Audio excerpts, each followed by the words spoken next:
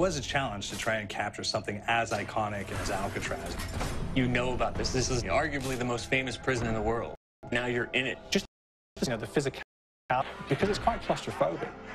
When modern-day prisons are designed, they really consider not intimidating people or making the spaces, you know, as least stressful as possible. Well, Alcatraz didn't suffer from those restrictions.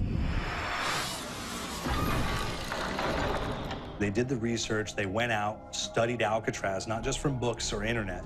They were actually there to feel the environment, so it really sets a mood that gets you a little spooked.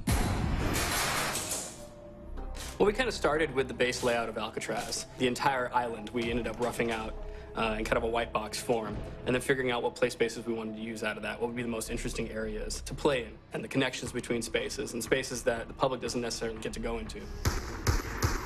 We really did a lot of pushing to really enhance that psychological horror aspect that we're really looking for. And this is a really good opportunity to really tell something special.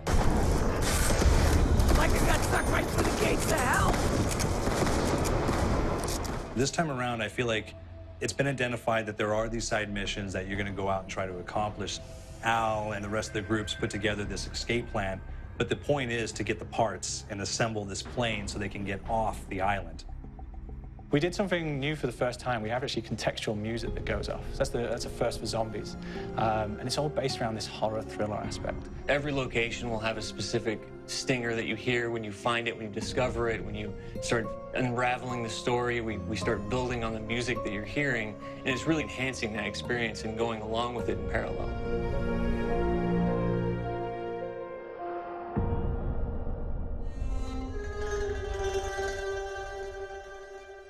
Because we wanted to embrace this kind of horror thriller element, we wanted character actors, guys who could really embody someone and then convey emotion. So that's why we went for guys like Ray Liotta, getting in that kind of guy. You know, we wanted a frantic nature, so he plays a character called Billy Handsome, who's this kind of psychopath who would be employed by the mob to kill people in interesting ways.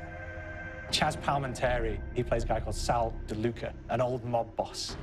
Michael Madsen playing Finn O'Leary. He's kind of worked himself from the floor, you know, from the streets. He's got his hands dirty in the blood and the guts a couple of times. And then we had Joe Pantoliano, and he plays Arthur Arlington, who's nicknamed the Weasel.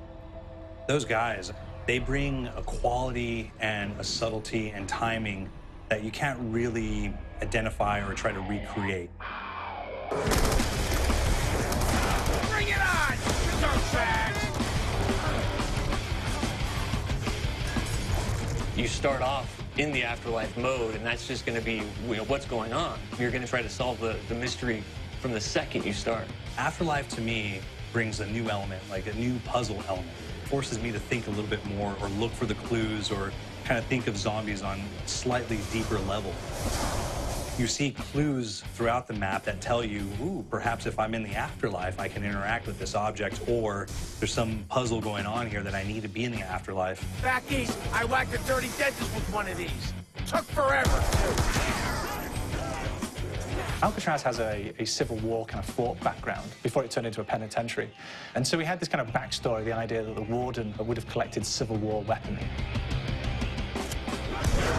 One of them is a blundergat. It's a fictional weapon, but the idea of the combination between a blunderbuss and a Gatling gun. And possibly, it might be a way of upgrading it to a more fantastical weapon that the players may find. You all gotta go sometime? You just went now. There's one main zombie, one big zombie that's going to come through and wreak havoc on your life. He'll lock down the perk machine, he'll close down the box, so you have to pay to get that open again, so you don't want him to interfere with your process. Now's a good time to pick a fight. It's a fun challenge. It keeps things moving forward. In terms of perks, we have a new perk called Electric Cherry. When you reload, it gives a shock around you, which scales over time. Who's asking for it, baseball? There is so much to experience in this map. Every time I play it, there's a new tactic to take, a new experience, a new objective to go for. But there's also this layer of things that we aren't exactly exposing to the players right off the bat and will need to be discovered. Don't let me go. Is it the calling we hear? we've got the undead in there, we've got these historical elements, and these fantastic actors all seem to be with peace with each other in this kind of same world. So it's magical, and our team is incredibly excited by it.